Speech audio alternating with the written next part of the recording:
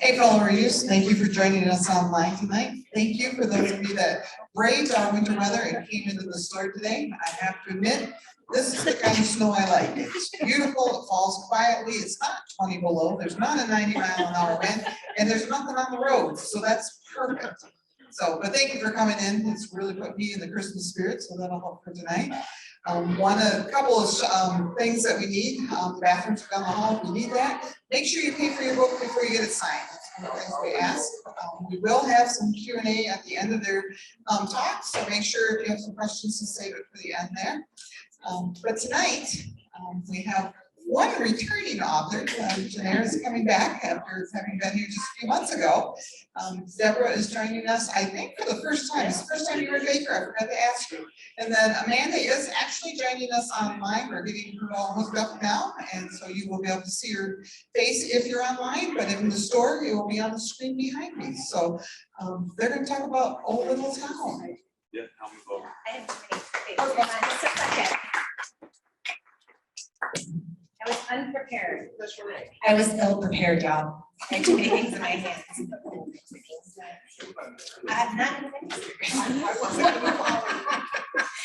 So thank you guys so much for coming. It's so good to see you guys. We're going to start with, because it is Christmas time. We love gifts. I think all y'all like gifts. Who doesn't like gifts? So this one was something I was unexpected. And if you guys who are here in the store, you'll notice all of this beautiful artwork all around the store. And I sent it back the other day, and I'm like, those are new, they're really pretty. And she said, yeah, they're from a book. And I'm like, what? They're from a book? Okay, tell me the name of the book, Becky. I told you I was gonna have to ask. Making Room in Advent. Making Room in Advent. They're out of stock of it right now at Baker. I'm sure you can order online. And there are these lovely cards. This is my copy for today. I get to show it off. I get to show and tell. You guys, isn't that pretty? It's so pretty. And so she was in store, and so these are the original artwork hanging up around the room here. And they have, I'm gonna give it back to her. She's afraid I was gonna take off with it. I would have to, I could have. But anyways, there's some ornaments and some beautiful artwork back there. So I'm gonna give away a card to, let's see. Has anybody put up Christmas decorations yet? Oh, you win. That was easy. I love that. That was super easy. I didn't have to come up with something else. All right. Yeah. And because it's snowing out and it's miserable, Amanda is here. Yay! So this is Amanda Wen. She's joining us from Kansas. Yes? From Kansas, right, Amanda? Yes. Okay. All of a sudden I blanked. So Amanda is coming from the farthest away from all of us, and then probably Deb. Actually, Deb probably is farther away. No, Kansas is fun. From Kansas is farther. So Amanda wins farthest away, and then Deb. Who else has come a long way? Like outside of Grand Rapids? Did anybody bring? Chris came from outside of Grand Rapids. You came from the lake shore, right? Orculo, way out there. So everybody came from pretty nearby. Has anybody not read O Little Town yet? Ooh, lots of people have it. Okay, who has not read O Little Town? How about, have you read any of Deb Rainey's books yet? Has anybody not read a Deb Rainey book? All right, keep your hands up, keep your hands up. Has anybody not read one of my books? Put your hand down if you've read one of my books. Have you read one of Amanda's books? Put your hands down if you've read an Amanda Wen book. Ooh, I love it. Okay. So here's the really good news. I have 3 candles. So I'm gonna set this down because I don't have 5 hands. My beautiful assistant. And then the gentleman in the back gets the cozies, and then the ladies get the candles. Okay, so these right here. in the front row. Yep, and So I then. told you to sit in the front. And then over here. And then one over here, pass one down over here. Oh, One I'm down sorry. on the end. Oh, you don't get to. Sorry, man. I was gonna say, don't be greedy and take two.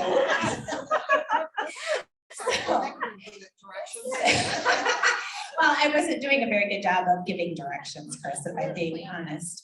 And of course, you know, I'm pretty chill, so everything was off the cuff. It wasn't so like she we're got up and ran out. good. She wasn't running away with things. So, well, that was funny, running away with things, huh? So we are here to talk to you tonight about A Little Town. This book was a really great project that came together kind of unexpectedly. So our publisher, Kriegel Publications, came to the three of us and said, would you write a series of novellas for us? And they gave us the time period. So Amanda wrote the early 1900s, and she typically writes split time. But her first book with us, with Kriegel, was the early time frame, the historical time frame was the early 1900s. So she wrote that for this book. I wrote World War II, and Deb writes contemporary. And they said, "O Little Town is your theme, go." And we went. Is your mic on? Is she on? It says it is. but Oh, I'm there not she is. close enough. There she is. She's not trying to lick it like an ice cream No, cone. I'm Told us not. that we had That's to what I was pretend supposed to do. it was an ice cream cone. So I guess first let's talk about kind of how the book came together. Does anybody want to talk about that? You want to?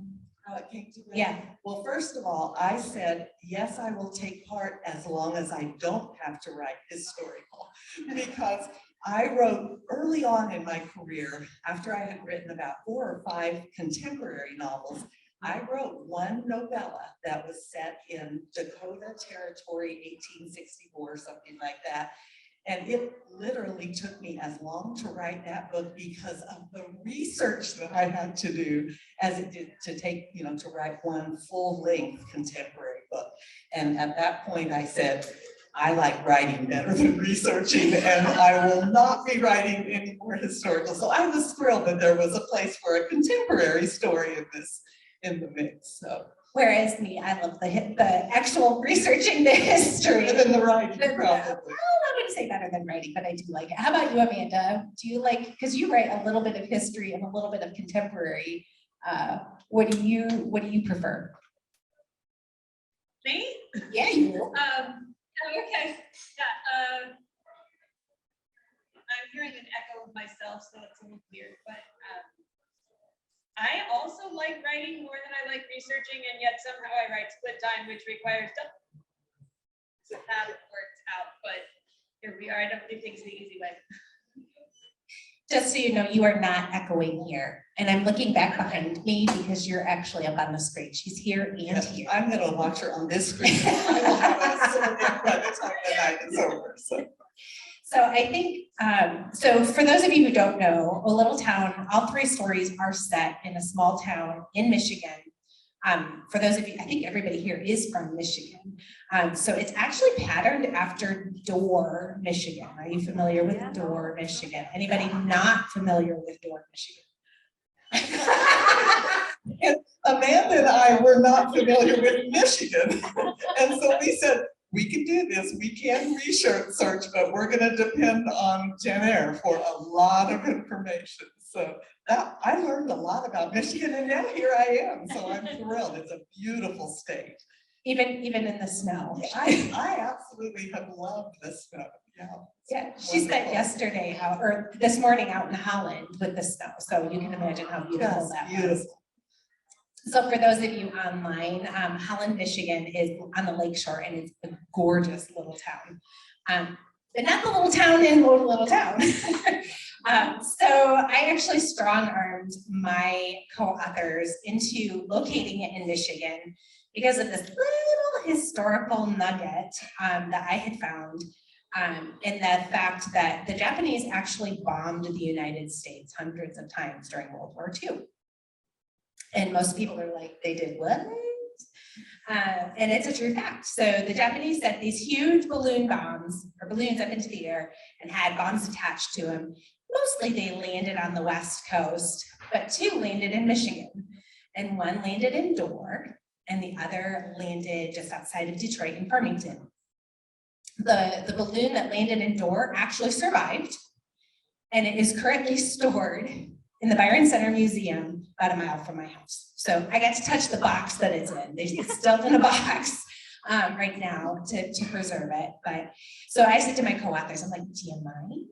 Because this is kind of cool. And they were like, Sure, we'll do that. Whatever. And then Amanda and I said to each other, oh my goodness, have you ever been to Michigan? I haven't, have you? No. Well, I think here we are. I actually have, and I've even been to Grand Rapids, but I wasn't thinking about research at the time. So Yes. I was like, okay, what do I remember? Oh, all right, I can work with that. and she did. So there's a question. I'm not familiar with you. Could you tell me how the 3 of you got together? Oh, so the question is, how did the 3 of us get together, Amanda? You want to tell the story? We were told to get together. It's the long and the short of it. Both of them. I mean, Deb used to live in Wichita, where I live, and we had coffee every now and again at Kriegel. So that's kind of how I know the 2 of them. You guys, Janir, you edit Deb's. Yes, too, Jan right? Eyre was my editor for a 3-book series that Kriegel did called the Chandler Sisters novels.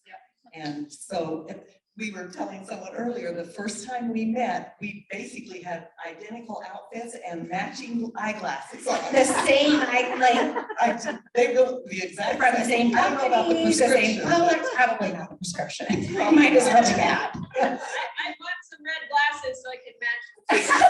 We should have thought of it and all worn them together. I didn't even think about that until just now. But so basically, I mean, Kriegel Publications, I actually work for them. I'm a book editor. So I edited both of these lovely ladies at some point. And we at Kriegel, we put together periodic novellas and we approach our authors and say, hey, here's this idea. You want to do it? And most of the time they say, yeah, let's do it. It's fun. And so that's kind of how we ended up coming together. And the idea was to pick 3 different time frames in the same location. And so that's kind of what we did. Amanda, you have a fun historical nugget in yours too that relates to Kriegel. You want to tell everybody about that one? Yes, so there's a minor character in my story, and his name is Jan Voorhees, and he is a roving bookseller. He has a wheelbarrow full of books, and he walks around to various farms, and he sells books, and he buys used books, and he is based on Louis Kriegel, who did that exact same thing. I just love the fact that our publisher is founded by a guy who had a wheelbarrow full of books. So I put him in the novella. It was really fun to be able to do that. Yeah, so we should probably back up and tell everybody the basic plots of each of our books too. Sorry, I should have done that first. So Amanda, tell everybody a little bit about your story in O Little Town. Okay, mine is called Hopes and Fears, and the line is taken from the first verse of O Little Town of Bethlehem. Since mine's the first story, I got verse 1. The main characters, we have Frederick, who is kind of a grump about Christmas, and he's got a pretty good reason for being grumpy about Christmas, but he is just not having it with Christmas. He is a teacher, and he gets assigned to work at a schoolhouse with another teacher. Her name is Emma, and she is Little Miss Ray of Sunshine. She loves Christmas. And the 2 of them knew each other as children. They were childhood rivals. They haven't seen each other for a while. And they are tasked with putting on a Christmas pageant, which I am blanking on the name of what I called it, but that was also taken from verse 1. So I got a 2 for with the titles. I feel kind of silly that I can't remember the name of this fictional play, but anyway, so they're putting on this Christmas pageant, and they're kind of butting heads a little bit and fighting feelings for each other and all that stuff. So that's kind of the basic premise of mine. Oh, my kind of my day job. I am not a teacher, I'm a choir accompanist, but I'm in the school every day.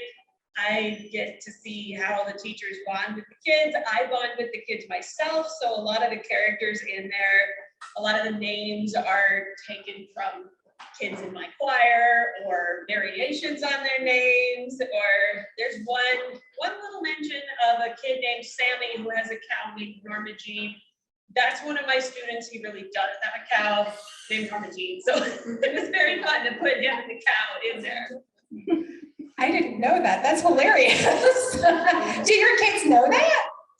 I think some of them do. Like Sammy's probably not the type of person that's going to read a Christmas romance novella collection, which is fine. But a couple of my students are, and I don't know if they've read it or not. I gave it to one of them for her birthday, and the other one is probably going to get it for Christmas. So we'll see if they pick up one of the little Easter eggs that I put in just for them. I adore that. And so then we drop little Easter eggs in from each other's books too. So one of your characters, that's the baby in your Christmas play, shows up in my book too. Which I don't know did you know that? I didn't know that. Yeah. So that was something kind of fun. Oh, we have a question. Title of the play is Met in Me Tonight. Met in Thee Tonight. Remember? Yes, thank you. That's the name of the play, Met in Thee Tonight. Thank you, Chris. The wonderful Chris Jagger from Baker Book House. Yeah, and you know, I wrote this last summer, so like a lot of life has happened since last summer, and I was writing a Christmas book in Kansas in July when it was like 100 degrees, which is very weird to do. yes, it is. That is the hardest part about doing interviews about the book that just came out, because you finished it a year ago usually, and you've written at least one more book in between, and I always have to do a little review of who are my characters in this book. I forget which story this is. Yeah, usually authors are working on 3 books at any given time. So we're writing a book, we are editing a book, and we are marketing a book all at the same time. And maybe researching. And maybe researching for the next one or coming up with ideas for the next one. So it is not unusual for us to blank on it. I actually had to look up the name of my hero for this book earlier today because I blanked. And Gideon is one of my favorite male characters I've ever written. So I totally identify with you. So after Amanda's Hopes and Fears is my World War II novella that is called While Mortals Sleep. And that little historical nugget makes an appearance. But I have a very independent heroine. Her name is Eleanor. And Eleanor took off from home the hot second she could. And went out to the West Coast and is a reporter out there. But then she finds out that her sister died very strangely and comes home to kind of investigate what happened and teams up with an old family friend, Gideon, and they run into all of these interesting intrigues. And of course, they were a little more than just friends before Lenny left for LA. And you see Gideon's care for her and the reflection of Christmas and the Christmas spirit in that. And he is this gentle giant of a man that is just so sweet. And he was super fun to write. And just his careful observance of other people and what that means during Christmas. And Lenny is very much haunted by her past Christmases. And so there's a lot of healing in mine as well. And like we said earlier, they're all romances. So I don't typically write straight romance. So it was kind of a fun and different genre for me to write. It was kind of fun. And then we have Debs. And I wrote the contemporary, and my characters are also teachers, and partly that's because we had a schoolhouse that showed up in each story, the same schoolhouse. So we see how that changed through the years. And partly because my 2 daughters are teachers and one of my sons-in-law, and they make great people to ask my research questions. Like, would a teacher do this? Or, could this happen in a school and be okay? And all of that, because there is a romance that's happening. But my 2 teachers have just gotten fired from the small Christian school that they work for. And they are both without a job in the middle of the year. And they have known each other, of course, because they teach together, but he's a coach and a jock, and she is the music teacher, and she is quite cultured and sophisticated and doesn't think much of jocks. And so, you know, the conflict is already set up there, so. If you identify with this, Amanda, Amanda is a cellist too. Not only is she a pianist for the school, she's a cellist. That's right. And what do you think of jocks, Amanda? I married one. There you go. Yeah, I did too, so, but I played the piano, but only by ear and only for my own entertainment, so. And my Rachel also has a baby grand piano in her apartment, but she can only play it between the hours of, basically the hours that she is teaching in school, so she really wants to find another place of her own. And this little schoolhouse happens to be sitting empty has been for several years. It's been various things. It's been a beauty parlor through the years. It's been an insurance office, I think, and it is painted the most wonderful shade of blush pink. Just a beautiful shade. She goes to the realtor unbeknownst to Caleb, the jock, and she looks at the house. It's perfect. It's even in her price range. And she is, I mean, she doesn't even have to do anything to it. It's painted the perfect color. He goes and looks at it because he wants to open a gym. And this place would be, it's big enough, it would be perfect for a gym, but that pink paint has got to go. And so that the conflict is all set up for them to maybe to like each other a little better than they do on page one. So. It's always fun, I think, for us authors to figure out the conflict points for our characters. That's probably the most interesting thing, for me at least. I think we're all very much observers of people. And so finding those places of conflict is always kind of a fun thing. Even if you don't like to research, we research people and we study people. Yeah, absolutely. Yeah, I think we're crazy people watchers. You never want to say something crazy in front of an author. It will come back to haunt you. We won't tell you. We're just gonna put it in the book someday. So Amanda, why don't you tell us a Kids little haven't figured out yet. Let's say that again. My choir kids haven't figured that out yet. If they're watching tonight, they have. No, I highly doubt any of them are, but if they are, oh well. So Amanda, tell us a little bit about some of your other stories too, because we all kind of are writing in kind of a typical genre for us, but novellas are a very different animal altogether. So tell us a little bit about how you approached writing a novella, and then a little bit about how you approach your novels, because that's a very different thing. Well, I write split time, so I think most people kind of know what that is, but in case you don't, it's one of those books where you have a story in the past and a story in the present, and you're watching both of them unfold in the book, and they intersect in some way. So I've got usually a hero and a heroine in the past story, and a hero and a heroine in the present story, each with their own character arcs and their own conflicts and all of these things.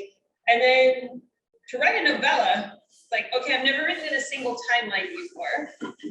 And I've never written only one couple before, because the novella, the word count limit is low enough that you really, not really any side characters, not very many subplots. It's just boy meets girl, boy and girl have conflict, question marks, happily ever after. So I found it very challenging to stick to a single timeline, because I kept being like, okay, well, what happens to this story, this schoolhouse in the future? I mean, I wonder what people are doing. And I was like, no, Janir and Deb are writing that part. I don't even know what they're writing. I have to stick to this timeline and this story. And it was surprisingly challenging to not be hopping back and forth between the present and the past.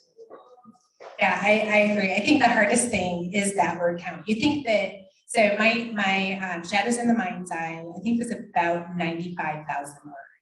And we're supposed to be between 25 and 35,000.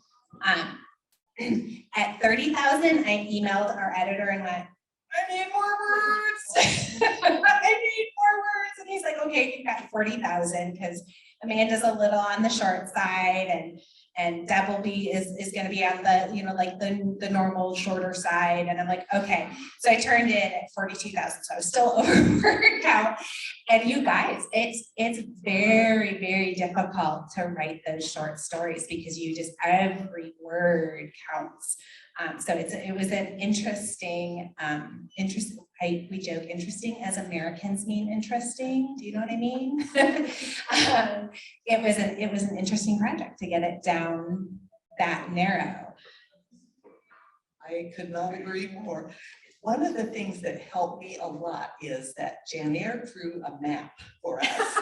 And because we all were writing about the same little town, now it changed a lot over the centuries, but still we needed to know if there was a pond or a lake somewhere, that wasn't gonna move over the years. And so once she sent that map to us and we started putting our characters' houses in a certain place there, it all fell together. I'm a very visual writer. I have to have pictures of my characters so I can look over to the side of my computer and see their faces and be reminded that they're, oh yeah, you gave him green eyes, don't call them blue in chapter 2. And that has happened before.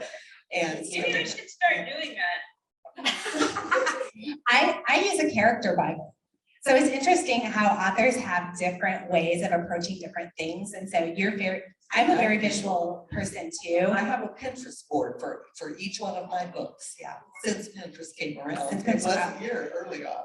Yeah, Pinterest is kind of amazing, but I actually write everything out. So I had character, like what they look like, what their personality is. I Enneagram them. Does anybody know what an Enneagram is? You know, but she doesn't do that. But that helps me create the conflict and in build the characters and make sure that I'm being consistent with them. So yeah, we all handle things differently, which is such a fascinating thing, because I learned things from these guys as we were writing too, about how they approached different parts of the writing of the story. And sometimes, you know, we can take, oh, that would work really good for me. And other times, like the Enneagram, that would never work for me because that's not the way I think, that's not the way, yeah. So some of it has to do with our personalities, why we write differently. I'm visual, you're more write it all out and figure it out. Yep.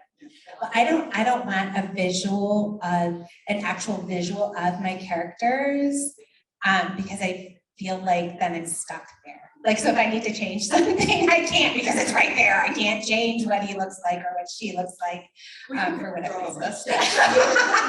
I am not that artistic. I'm artistic, but I'm not that artistic. It's It's just shown by the contact lenses. It's fine.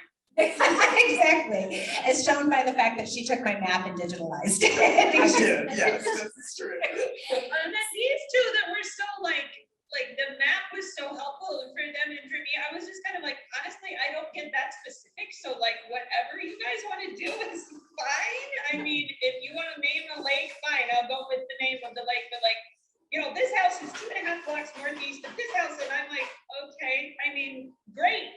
Fabulous. I'll try not to say that it's Southwest or whatever. I just let out specifics so that I wouldn't get it wrong. Because like maps don't make any sense to me. Yeah, and we did that as we were each writing our stories, you know, like I would email Janaire and say, are you okay if I put a post office here, or would that mess up your story? And we did quite a bit of that back and forth, and especially me, because a lot of things were already set for me, but also because I'm not a Michigander and I didn't have a clue what like a Michigan basement, that appears in my story. I'd never heard of such a thing when I started writing. And so Janaire told me about it, and Yeah, I was just gonna say, do you guys know what a Michigan basement is? Yeah, my brother has a Michigan basement. I have one, so I get a prize. Oh, I have a t-shirt. You want a t-shirt? T-shirt for Susie. Put it in her Michigan basement. For anybody joining us online, a Michigan basement is a scary place. It's like, it's dirt floors, dirt, it's like a basement, like It's like a crawl space. crawl space. It's a crawl space, but a dirt floor. So they're usually pretty, look at me, I'm like acting it out. Like, I can't say the words. I got no words.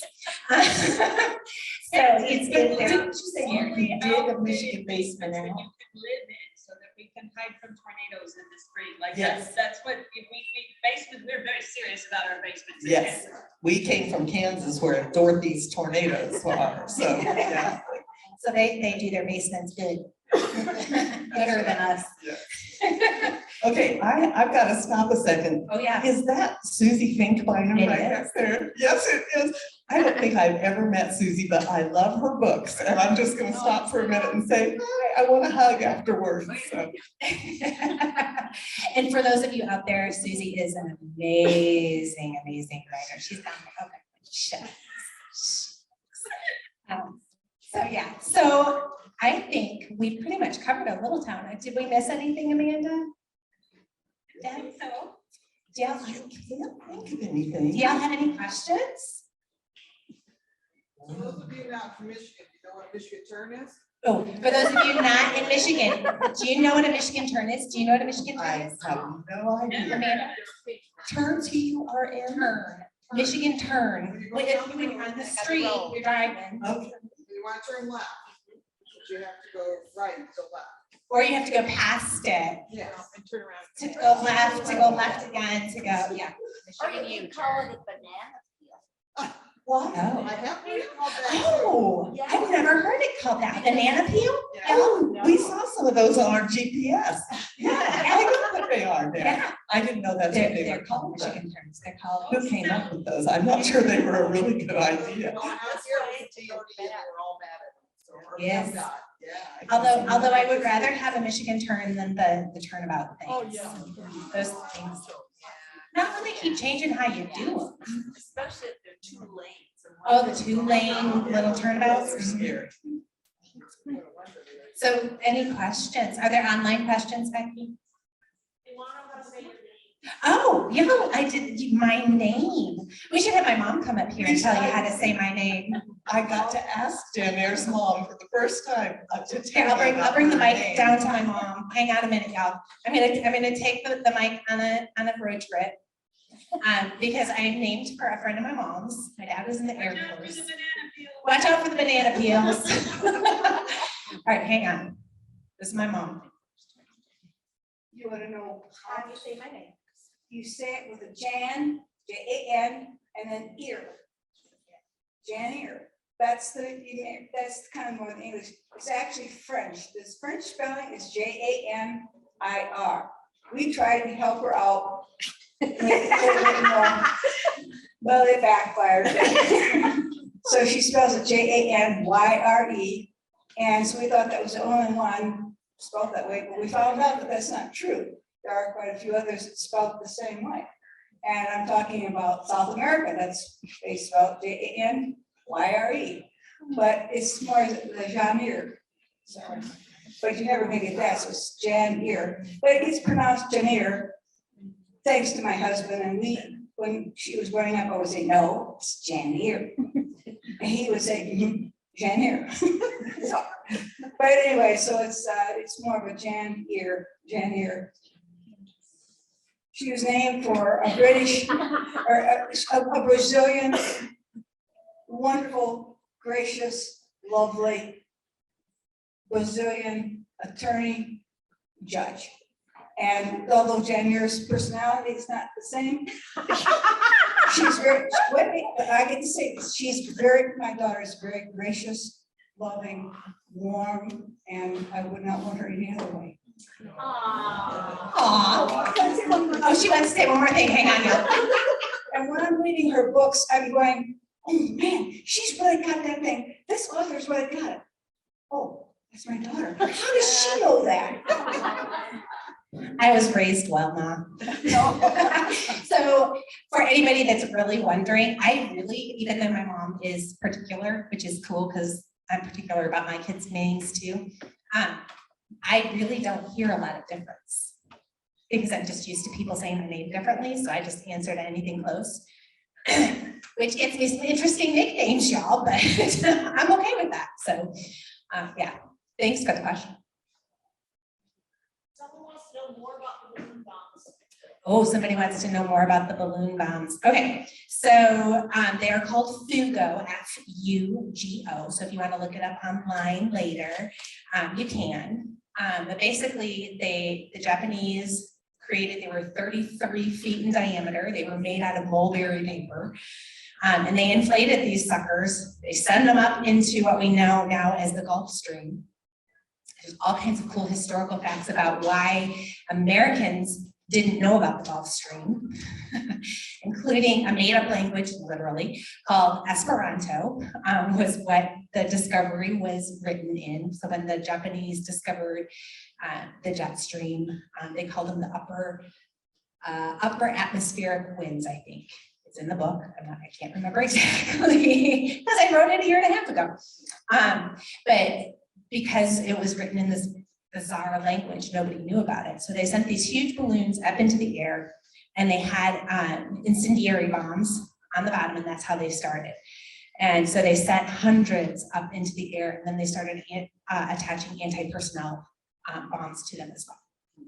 And there was all these systems attached to this chandelier on the bottom of these balloons that would drop sandbags to keep it up in the right place, and it was timed, and all of the science behind it is fascinating. I'm a science geek. So then these balloons would just start dropping, and the idea was to start forest fires, except that they sent them up during the rainy season. And so the West didn't catch on fire like they were supposed to. And the reason that we didn't hear about them is because I changed the historical timeline a little bit for the purpose of the book.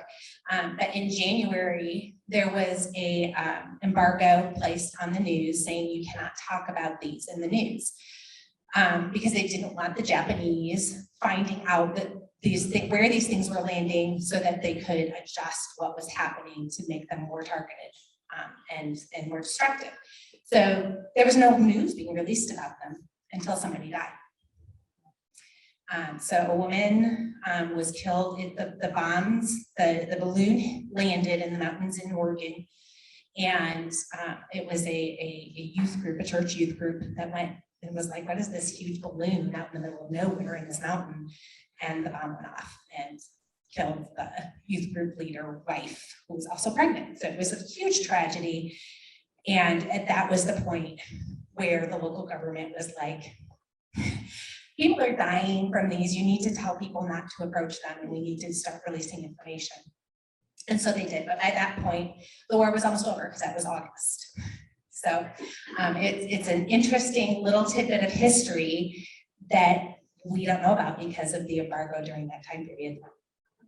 So they, Fun fact, I just Googled this and there was one in Kansas. I thought I remembered hearing about it, and there was one that landed in a tree in Kansas, which is hilarious if you know how Kansas Huge like trees that are It's like they found one tree and they landed in it. Well, if we'd known that, we would have set the whole book in Kansas. I did point that out, and I think I got overruled by. And I said, okay. I think I knew that, and I don't know how it ended up back in Michigan. I don't remember either, but it's fine. It was actually fun to research a whole different, because all of my books are set in Kansas. So it was nice to kind of like, oh, hey, this is a whole different thing. It was kind of fun to learn about a different place. I agree. I really liked doing a completely different location. And a lot of my early novels were set in Kansas because that's where I live, and I didn't want to do a whole lot of research. Then my daughters went to college in Missouri, and I started setting my books there so I could go visit them and count it as research. And my husband started saying, why don't you set your books in Hawaii or Paris or someplace? I like how that he would be thinks. really fun to go research. So. And then I started, my first book was in Arkansas, which I've been in Arkansas, but not very long, so, yeah. Yes, ma'am. did the Japanese balloon things, were they released in Japan? So the question is, were the Japanese balloon bombs released in Japan? Yes, they were. So most of them hit the West Coast. They hit Hawaii and then the US West Coast, Alaska, and Canada. So most of them did, but you can look at the map and they're sprinkled throughout the United States. The furthest south is in Texas. But all the way through Oregon, Washington, California, they were up and down the coast. Well, your next book setting should be involved with a German prisoner of war camp in Allegan, Michigan. So there was a German prisoner of war camp in Allegan, in Michigan. There's actually there were POW camps throughout the United States. There was actually one not far, my shadows in the mind's eye when I was looking at locations in Arkansas to set the book. There was a POW camp in Arkansas too. There's all kinds of interesting historical stuff. And I think there were camps in Kansas and Nebraska. Yes, there were. I think most states. We did have to have. write another book. It's gonna be Kansas. It'll be Kansas, y'all, I promise. If the three of us get together to write another book. Crossed, I can see it. No, that means I get to go visit Amanda. I like this idea. Yes, I'm assuming you did most of your writing on your own. Did you actually meet face to face and discuss things, or did you do it? Did we meet face to face to do, discuss how our books were going to entwine, or did we just do it? We did a lot of emailing, but we had at least one big Zoom meeting where we all talked, and that's when Amanda and I tried to talk her out of the Michiganite. I'm just teasing. They were actually very amenable. We were, yes, and that helped a lot. There's something about being able to actually talk and not just have mountains. And we still have I've saved all the emails between us and we did a lot of back and forth, but it was fun. I mean, to me, that was a big part of the fun of the whole process, so. Yeah, there's something interesting, because writing is such a solitary endeavor most of the time. So there was something, a different energy when we were working together and finding points, like the restaurant. We wanted to have a restaurant that was Easter eggs between our books. And so we were talking about the setting of that restaurant and what it was going to look like and all of that. So in brainstorming those little details, it's just kind of a fun, different thing that we're not used to. And we know that not every reader is going to even catch those little connection points, but we know they're there, and that makes it really fun, so. Do any of your stories have a connection with any of your other books? Does your story have a connection with any of your books? No, I don't think so. The only thing that's uncommon is that a lot of the character last names come from my family history. And my mom is a genealogist. She has traced our family history for like 50 years. So I know all of our family stories, and most of those stories involve, okay, the Mayflower came over, and then the next boat after that, the one that's not famous, that's the one that 5 people came on. It's been here since then. And so I asked Mom, I said, we had people in Michigan, didn't we? And Mom said, yes, we did. And I said, okay, well, where are they?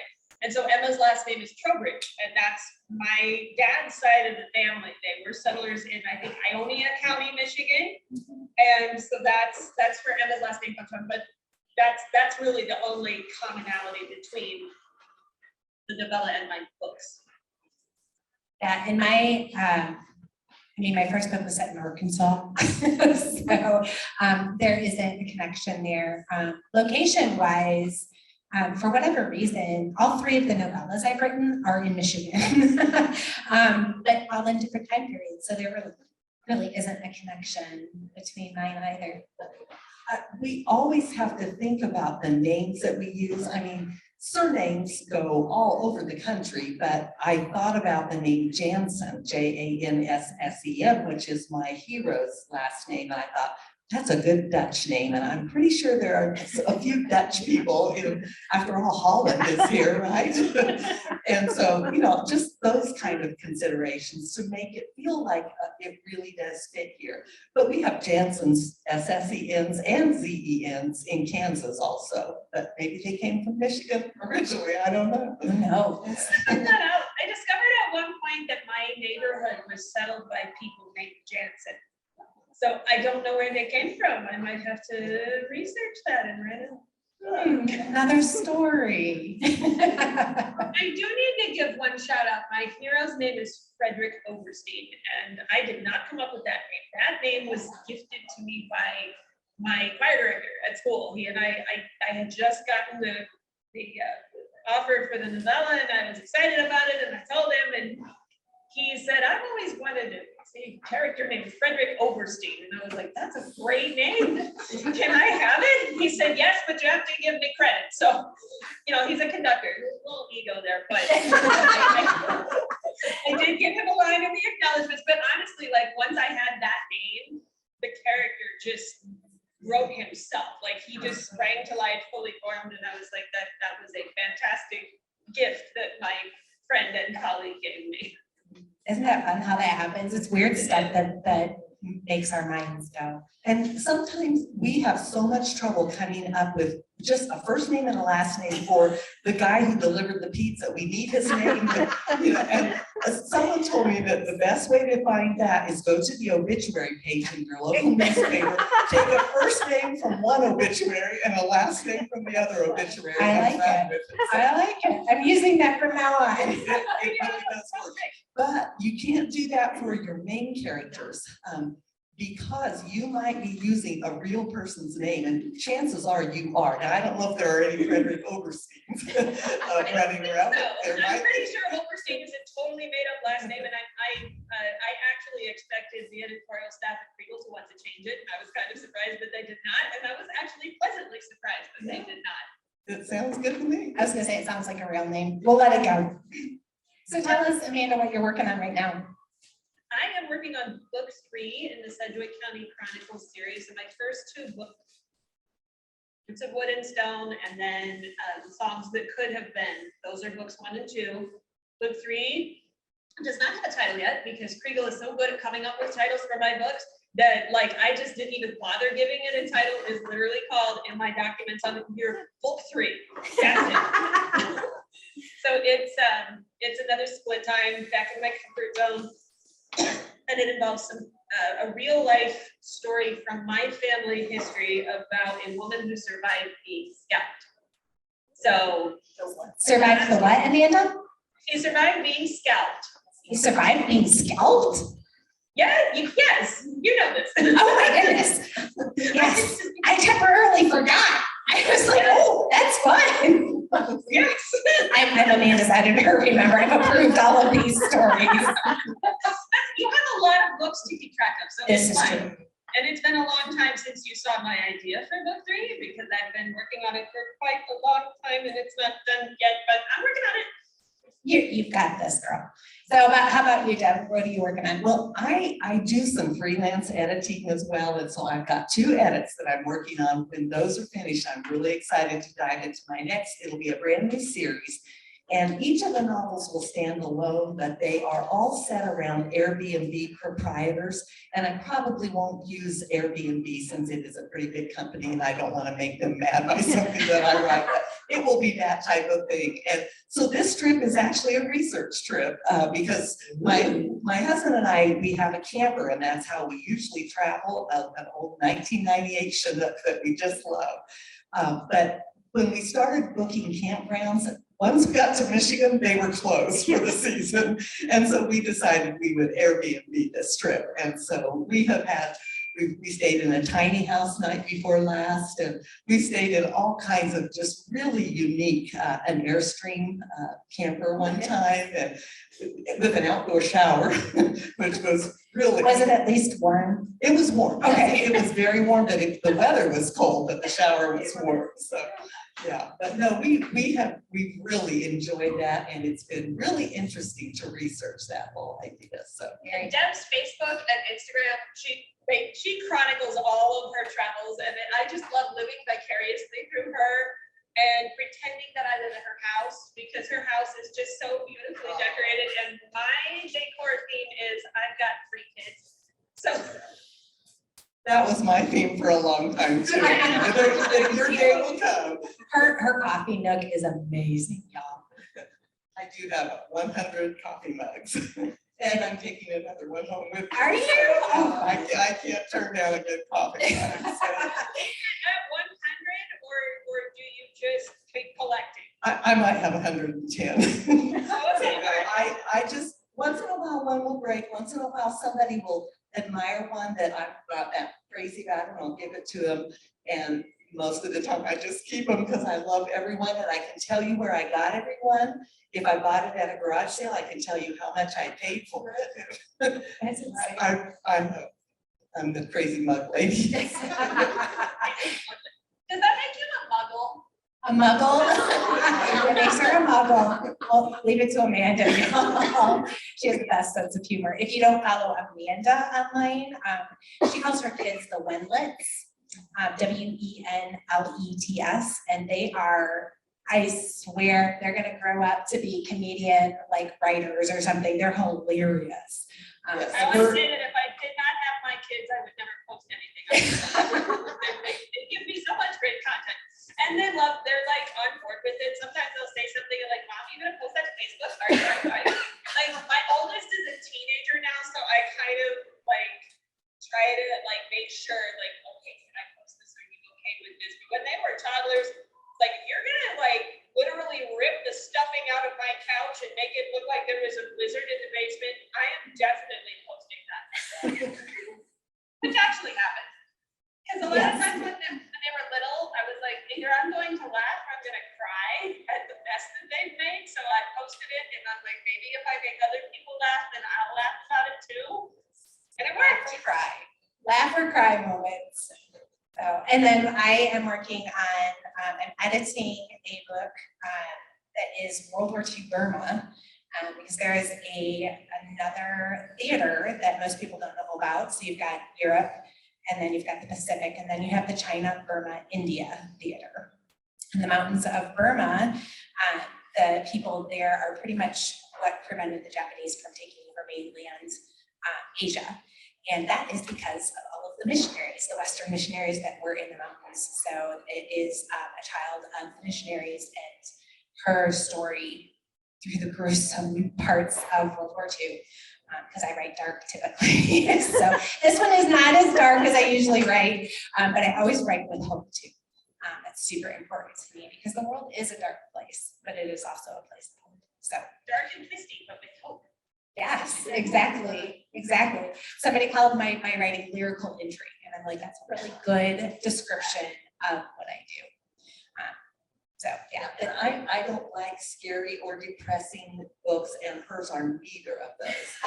But they are serious. They deal with some serious issues, but they're very, very hope-filled as well. Well, thank you. That's what I'm going for. So does anybody else have any last questions? Because I think we're running out of time, but if not, thank you so much for coming in the blizzard that is kind of going on out there. And thank you, Chris, for having us here and hanging out with us.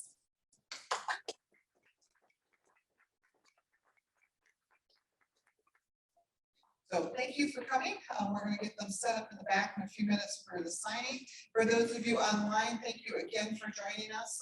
We wish you could all be here maybe sometime soon, when we're not having a snowstorm, which actually looks pretty good out there, so.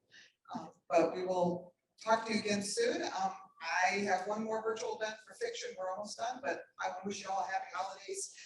We're getting there close, so we will be back in January. So thank you. Good night.